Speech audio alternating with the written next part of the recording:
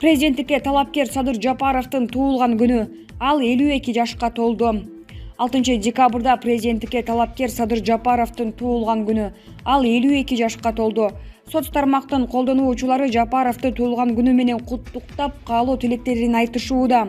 Садыр Жапаров 1968 жылы Ысык көлдүн Түп районуна караштуу Кең суу айылында туулган.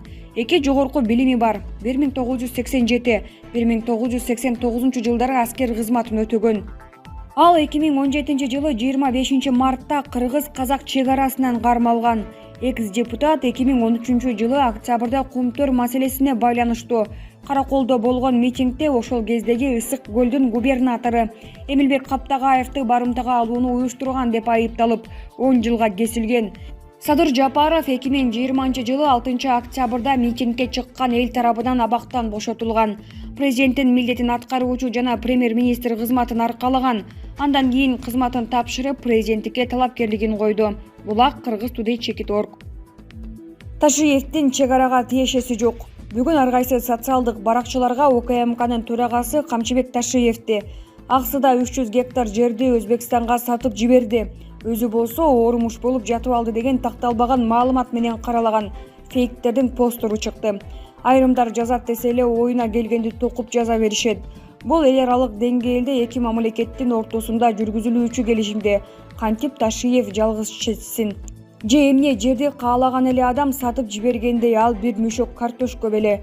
Эгер Ташиевдин ага кандайдыр бир тиешеси бар болсо, аны далилдөөчү фактылар барбы? Мындай мамлекеттер ортосундагы чек араны демаркациялоо иштери алгач эки өлкө тарабынан түзүлгөн комиссиянын жүргүзгөн ишинин негизинде делимитация документтеринен кийин гана ишке ашылат.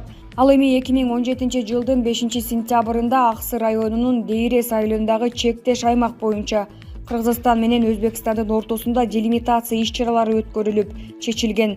Андыктан эки өлкө ортосундагы келишимге ылайык Өзбекстан өзүнө тиешелүү аймакта, тагыраагы Кыргызстандын аймагынан 10-30 метр алыстыкта инженердик техникалык бөлүү иштерин жүргүзүүдө. Ошондуктан өзү оору менен алышып жаткан адамды ар кайсы курулай каралоо, жалган жалаа менен күнөөлөп такталбаган маалыматтарды таратпагыла.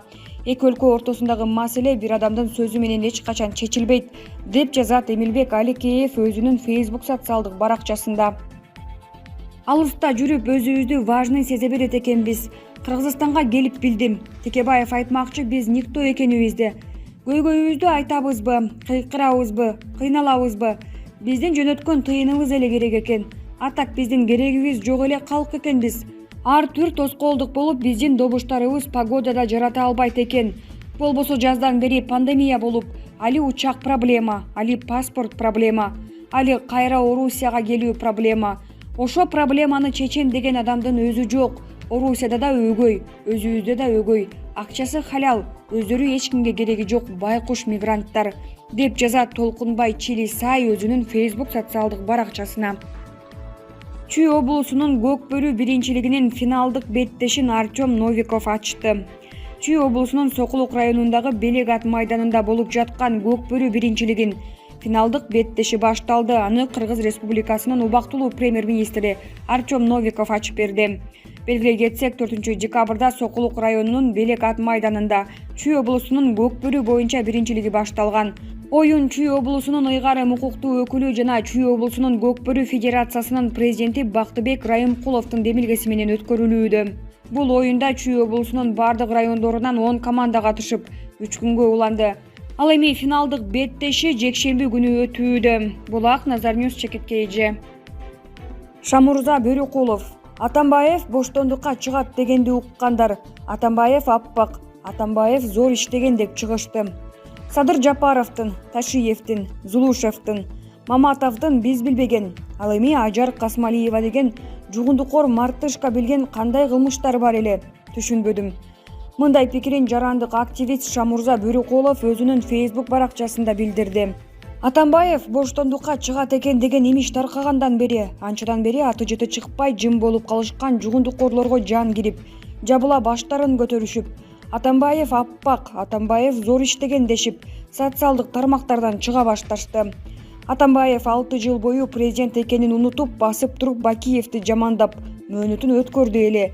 Эми аны колдогон кени бузук жугундукорлору Бакиевди каралашты улантып жатышат. Ошолордун бири Ажар Касымбекова деген акылы кем түйдөк чач. Садыр Жапаровду, Камчыбек Ташиевди, Зулушевди, Мамытовду Бакиевке жармаштырып, өзүнүн арам оюн чыгарыптыр. Биринчиден, Бакиевдин кеткенине 10 жыл болду. Бул жугундукорлор ичер суусу көрөр күнү түгөнүп акыркы демин чыгарып жатканда да Бакиев деп өлүшөт окшойт. Экинчиден, эгер Жапаров, Ташиевдер Бакиевдин кадры болсо эмне болуптур? Кайра жакшы эмеспи? Себеби Бакиев кадр тандашта эч адашкан эмес. Керек болсо ушул жугундукорлор калкалап коргогон Атамбаев, Отунбаевалар деле Бакиевдин кадрлары болушуп, бирге иштешкен. Болгону Атамбаев дармаеттик кылып, иш кылбастан виного тоюп өнөр көрсөтө берген үчүн кызматтан бошотуп койгон. Бирок Бакиев Атамбаевди жаман дебестен, анын иш жакпас бок курсак экенин элге жарыя кылбай, тескерисинче орден менен сыйлап адамча бошоткон болчу. Бул Ажар деген көкме дуура. Булардын эски кылыктарын кантип унутат элек деп жазыптыр. Садыр Жапаровдун, Ташиевдин, Зулушевдин, Мамытовдун биз билбеген, ал эми Ажар Касымалиева деген жугундукор мартышка билген кандай кылмыштары бар эле, түшүнбөдүм. Болсо факт менен жазып чыкпайсыңбы былжырабастан? Бакиев такыр уйку бербей койгон бул жугундукорлорду эмне десе болот? Садыр Жапаров куугунтук болбойт деген сөздү айтып койгондон бери бул бетин жуубаган арам тамактар оюна келгенди жазып калышты. УКМК ушундай жалган жала жазгандарды текшерип контролго алыш керек. Жапаров, Ташиевдердин мурдагы кылгандары эмне экен далилдеп берсин дейт. Булак Назар Ньюс чекиткейже. Бакыт Бакетаев: атаандаштык Жапаров менен Мадумаровдун ортосунда жүрөт. Президенттикке талапкерлердин өз позициясынан тез кайтып кетүүсү эмне менен байланыштырасыз? Мен саясат талдоочу катары изилдеп көрүү максатында президенттикке талапкерлигимди коюп көрдүм. Биздин конституциялык мыйзамдардын негизинде талапкер болуу абдан оңой экен деген жыйынтыкка келдим. Эч бир жарандын укугу тебеленбейт. БШКга документтер дароо кабыл алынат. Кыргыз тилинен тест тапшырдым. Ал дагы оңой экен. Болбосо мен биринчи жолу кыргыз тилинде дил баян жаздым. Күрөө суммасын төлөөгө даяр болгон тааныш, жоро жолдоштор да табылат экен. Ал тургай 30 000 кол чогултууга жардамын сунуштагандар да чыкты. Мен муну менен эмнени айткым келип жатат? Мисалы, менде ошондой жардам сунуштагандарга ыраазычылык пайда болду. Кокус президент болсом, алардын айтканын эки кылбагыдай ой жаралды. Мындай нерсе талапкерлерде да болсо керек деп ойлойм. Талапкер президент болгонго чейин эле кайсы бир адамдардын жетегинде калат экен. Ал эми суроо боюнча айтсам, жалаң гана өзүн мамлекеттин башкы кызматынан көрүүгө ишенгендер талапкер болгон жок. Ар биринин максаты ар башка. Кимдир бирөө соодалашууга, айрымдары мен сыяктуу баамдап, байкап көрүү үчүн ат салышкандар. Анын баары азыр белгилүү болуп калды. Саясатта, айрыкча президент болууга аттанган адамда туруктуулук принциби канчалык деңгээлде маанилүү? Биздин коомдо туруктуулук деген өтө философиялык түшүнүккө айланды. Туруктуулук бир гана коммунисттерде болгон. Азыр тилекке каршы бул түшүнүк менен дос болбогондор көп. Саясатчы көз карашын, кабыл алуусун алмаштыра алат. Анткени убакыт бир ордунда турбайт. Доор алмашат, коом өзгөрөт. Айланасы өзгөрүп жатса, ал өзгөрбөй бир пикирде көтөрүп тура бербейт. Саясий көз караш өзгөрүп турбаса, эскирип иштебей калат. Бирок элдин кызыкчылыгына, өлкөнүн бакубат жашоосуна байланышкан каалоосу туруктуу болушу шарт. Президенттикке чейин да, бийликке жеткенден кийин да ушул туруктуулугу аркылуу элдин колдоосуна же жээрүүсүнө туш болот. Жапаров дагы жөнөкөй эле талапкер да. Анда эмнеге саясий сүйлөшүүлөр, келишүүлөр аны менен жүрүүдө? Жапаровду парламенттин депутаттарынын басымдуу бөлүгү, элдин көп катмары колдоп жатат. Өзү өтпөсүнө көзү жеткен талапкерлер анын баарын көрүп, күчтүү талапкер менен саясий сүйлөшүүлөрдү жүргүзүшүүдө. Саясаттын табияты ушул. Алсыздар күчтүүлөрдүн тегерегине чогулат. Эмне болсо да мындай сүйлөшүүлөр мамлекетибиздин келечегине пайдалуу болсо болду. Президенттикке талапкерлердин айрымдары менен келишүүлөр болуп жатат. Мисалы, Садык Шернияз. Ал татыктуу атаандаш болгону үчүн ушундай кадамдар кабыл алынуудабы же дагы башка себептери барбы? Эки гана күчтүү талапкер бар, Жапаров жана Мадумаров. Башынан кандай максатты көздөп талапкер болгондор акыры ошону иш жүзүнө ашырышат. Бири саясий соодалашууга барат.